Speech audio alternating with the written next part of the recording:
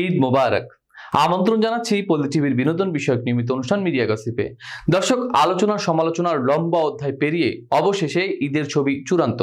আজ বৃহস্পতিবার 11 এপ্রিল দেশ জুড়ে উদযাপিত হচ্ছে ঈদ উল ফিতর।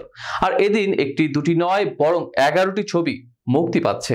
যদিও শোনা গিয়েছিল 13টি ছবির নাম, তবে শেষ মুহূর্তে এসে পটু ও ডেড বডি নামের দুটি ছবির মুক্তি স্থগিত করা হয়েছে। বিস্তারিত জানাবো ডেস্ক রিপোর্ট থেকে। ঢাকাই সিনেমার ঈদ মানে শাকিব খানের সিনেমা, এটা মোটামুটি প্রতিষ্ঠিত, ফলে ঈদের বাজারে তার ছবির দাপট থাকে সবচেয়ে বেশি।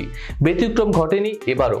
রাজকুমার সিনেমা দিয়ে সর্বোচ্চ 126টি প্রেক্ষাগৃহ দখলে নিয়েছেন ঢাকাই নবাব। অন্য ছবিগুলো এর ধারে কাছেও নেই। প্রেক্ষাগৃহের তালিকা শেয়ার করে শাকিব তার ভক্তদের উদ্দেশ্যে বলেছেন, সবসময় চেষ্টা করে যাই আপনারা যেন পরিবার পরিজন, প্রিয়জন, বন্ধু বান্ধব, আত্মীয় স্বজন সবাইকে একসঙ্গে নিয়ে ঈদের সিনেমা উপভোগ করতে পারেন। পাশাপাশি চেষ্টা থাকে আমি যেন কাজের মধ্য দিয়ে আমার দেশকে ও বাংলা সিনেমাকে বিশ্বের কাছে সম্মানিত করতে পারি। আপনাদের অসীম ভালোবাসায় বাংলাদেশে এবং বিশ্বব্যাপী এই ঈদ মৌসুমেই সগৌরবে চলবে রাজকুমার। আপনাদের ভালোবাসা ও দোয়া সঙ্গে নিয়ে এগিয়ে যাব বহুদূর। ঈদের ছবি হিসেবে দ্বিতীয় সর্বোচ্চ হল পেয়েছে মোহাম্মদ মোস্তফা কামাল রাজ পরিচালিত ওমর।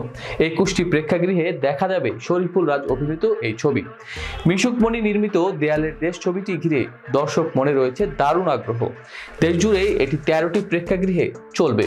এর মধ্যে স্টার সিনেপ্লেক্সে অন্য সব ছবির চেয়ে বেশি শো পেয়েছে এটি। তাদের 7টি শাখায় প্রতিদিন এই ছবির 17টি প্রদর্শনী অনুষ্ঠিত হবে। ময়মনসিংহ গীতিকা অবলম্বনে নির্মিত সিনেমা কাজল রেখা বানিয়েছেন গিয়াসউদ্দিন সেলিম।